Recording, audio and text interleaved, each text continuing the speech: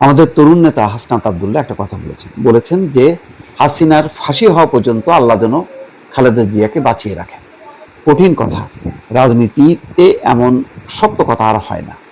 এটা হয়েছে যে অতীতের যেই রাজনীতির বিভাজন, বিভক্তি এবং এক পক্ষ আরেক পক্ষকে নিশ্চিহ্ন করার রাজনীতির মধ্য দিয়ে যেই মানসিক ক্রোধ, ক্ষোভ, তার একটা বহিঃপ্রকাশ এই বক্তব্য। এমন শক্ত কথা বিএনপির কোনো নেতা মুখ দিয়ে শুনিনি, অন্য কোনো দলও বলেনি। আমাদের তরুণ নেতারা বলছেন, অনেক শক্ত শক্ত কথা বলেন, তারই ধারাবাহিকতা হয়তো এটা বলেছেন। এতে বিএনপি নেতা কর্মীরা মানে একটু হয়তো বলবেন যে হ্যাঁ ঠিকই তো, সবাই বলবেন, কথা সত্য। কারণ আজকে বেগম খালেদা জিয়ার এই পরিণতির জন্য, এই অবস্থার জন্য শেখ হাসিনাকে দায়ী করা হয়। শেখ হাসিনা যেভাবে তাকে দণ্ডিত করলেন এবং তারপরে তাকে কারারুদ্ধ করলেন, তারপরে বাসায় তিনি রাখার অনুমতি পর্যন্ত দিলেন, কিন্তু চিকিৎসার জন্য অনুমতি দিলেন না। তখন কিন্তু বারবার আমরা বলেছিলাম যে ওনাকে ফ্রি করে দেন, উনি পালিয়ে যাবেন না, পালিয়ে যাওয়ার মতো নেত্রী উনি না, উনি চিকিৎসা নেবেন আবার আসবেন।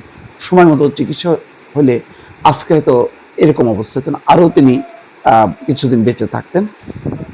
তো সেইটার জন্য সেই দায়টা থাকবে। আজকে মির্জা আব্বাস বলেছেন যে খালেদা জিয়াকে পয়জন দেওয়া হয়েছে যখন নাকি তিনি বন্দী ছিলেন। তো এই কথাগুলো কেন বলা হচ্ছে? এই যে সন্দেহ, অবিশ্বাস এবং ঘটনা হয়তো সত্য। তো রাজনীতিতে আমরা যে তিক্ত পরিস্থিতি দেখছি তার থেকে কিন্তু আমরা এখনো বের হয়ে আসতে পারিনি। এবং বিশেষ করে আওয়ামী লীগ আজ না হোক কাল হোক যখন ইন করবে তখন কিন্তু আবার সেই ধারার হয়তো পুনরাবৃত্তি ঘটবে, যদি না নেতৃত্বের একটা আমূল পরিবর্তন না হয়, যদি না রাজনৈতিক সংস্কৃতির পরিবর্তন না হয়, তাহলে কিন্তু এটা চলতে থাকে। তো তরুণ নেতাদের এই বক্তব্যের মধ্য দিয়ে দর্শক বুঝতে পারছেন যে এই দুটি রাজনৈতিক দল বিএনপি এবং আওয়ামী লীগের যে চরম মুখোমুখি অবস্থা, এবং গত 15 বছরে যেভাবে খালেদা জিয়া এবং তার দল বিএনপিকে নিঃশেষ করার চেষ্টা করেছিল, তার প্রেক্ষিতে কিন্তু আজকে এই কথাগুলো বলছেন। নতুবা এরকম কথা তো বলার কথা না।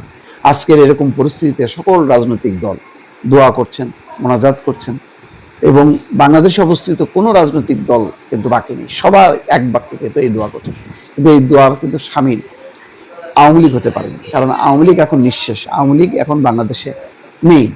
এই অবস্থার কারণে দেখেন একটা বড় রাজনৈতিক দল কিন্তু আজকে তার কোনো বক্তব্য নেই, এবং অতীতে যে বক্তব্যগুলো দিয়েছে তার সেই কথাগুলি কি ছিল?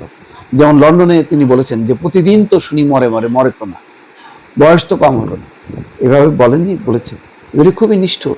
ফলে আজকে দেখেন যে খালেদা জিয়া অসুস্থ বটে, কিন্তু এই অবস্থায় কিন্তু শেখ হাসিনার চূড়ান্ত পতন দেখলেন। তিনি ফাঁসি দেখেননি সত্য, ফাঁসি হয়তো কবে হবে জানি না, দিল্লি কখনো হাসিনাকে ফেরত দেবে কিনা সেটাও বলা যাচ্ছে না, হয়তো সেটা তিনি দেখে নাও যেতে পারেন। কিন্তু যে রাজনৈতিক পতন সেটাও কি বড়? ফাঁসির চেয়েও আমি মনে করি যে তিনি নিজের চোখে দেখলেন, যেটা বাংলাদেশের অতীত ইতিহাসে কখনো ঘটেনি, যে একটা রাজনৈতিক দল গণ-অভ্যুত্থানে উড়ে গেল। একটা রাজনৈতিক দলের প্রধান গণ-অভ্যুত্থানের ভয়ে যান বাঁচাতে তিনি দেশ ছেড়ে পালিয়েছেন, এবং গোনা গোষ্ঠী, শুধু মানে হাসিনা না, মানে পুরো পরিবার শুদ্ধ, গোষ্ঠী শুদ্ধ, বংশ শুদ্ধ, দল শুদ্ধ, তারা আজকে নেই। এটাও কি কম? ফাঁসি দেখার চেয়ে এই যে পতন, এটাও কম। সুতরাং আমি মনে করি খালেদা জিয়া বেঁচে থাকুক, আমরা সবাই চাই, কিন্তু আল্লাহ তাআলা যদি ওনাকে উঠিয়ে নেন তাতেও কোনো আফসোস হবার কোনো কারণ নেই।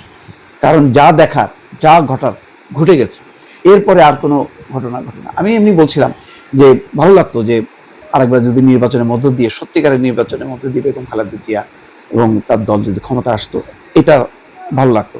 কিন্তু হাসনাত আব্দুল্লাহ খুব কঠিন কথা বলে গেল যে মানে হাসিনার ফাঁসি পর্যন্ত যেন উনি বেঁচে থাকেন। কিন্তু আমি মনে করি যে ফাঁসি চেয়ে বড় কিছু বেগম খালেদা জিয়া ইতিমধ্যে দেখে গেছেন, এর চেয়ে বড় কিছু হয় না। এটা শেখ হাসিনা কোনোদিন দেখে যেতে পারবেন না। কারণ খালেদা জিয়া এবং বিএনপির পতন অন্তত শেখ হাসিনার জীবদ্দশায় ঘটবে না। এমনি যদি তার পরাজয় ঘটে সেটা ভোটের মাধ্যমে, কারণ বিএনপি কখনো ওইভাবে ফ্যাসিজম প্রতিষ্ঠা করে মানে ক্ষমতায় থাকবে এটা বিএনপি কেন কেউ চিন্তা করে। ফলে ওই চিন্তাটা বাদ, বরং আমি মনে করি যে ফাঁসির চেয়ে বড় ধরনের একটা পতন ঝাড়ি বংশে কিন্তু দেখে গেলেন খালেদা জিয়া। এখানে তো হাসিনার শুধু ফাঁসি, আর এখানে একটা রাজনৈতিক দলের ফাঁসি, ব্যক্তির ফাঁসি, ফ্যাসিস্টের ফাঁসি, সবই কিন্তু হয়ে গেল পতনের মধ্য দিয়ে। সুতরাং বড় দেখা কিন্তু তিনি ইতিমধ্যে দেখে ফেলেছেন দর্শক।